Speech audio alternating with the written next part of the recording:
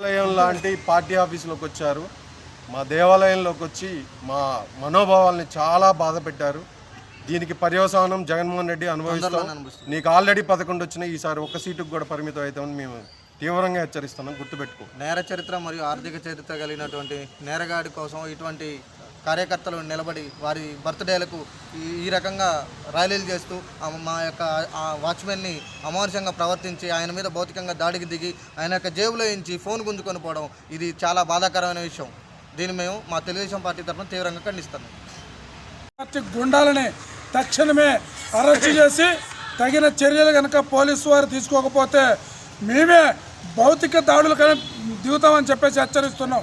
మేమేమంటున్నామంటే ముందు పోలీసులు దీనిపై తగిన చర్య వెంటనే యాక్షన్ తీసుకోవాలి, లేదంటే మాత్రం మా విశ్వరూపాన్ని చూస్తారని మేము హెచ్చరిస్తున్నాం.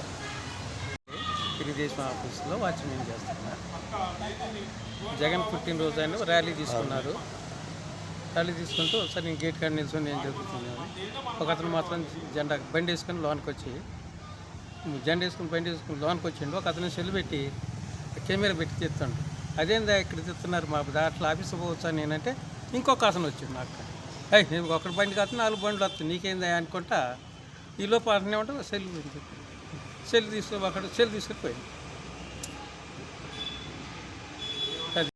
వైసీపీ పార్టీ అధినేత జగన్మోహన్ రెడ్డి పుట్టినరోజు సందర్భంగా వాళ్ళు గట్టే సెంటర్ నుండి ర్యాలీ తీసుకుంటూ వచ్చి వైసీపీ వాళ్ళు తెలుగుదేశం పార్టీ కార్యాలయం ముందు 10 నిమిషాల సేపు ఆగి కార్యాలయంలోకి బండ్లతోటి కొంతమంది వచ్చి జై జగన్ డౌన్ డౌన్ చంద్రబాబు అని మాట్లాడుకుంటూ తెలుగుదేశం పార్టీని కించపరుచుకుంటూ అడ్డొచ్చిన వాచ్మెన్ నెట్టి అతని దగ్గర ఉన్నటువంటి సెల్ ఫోన్ని తీసుకుపోయినటువంటి ఘటన ఈ విషయంలో చాలా బాధాకరమైనటువంటిది.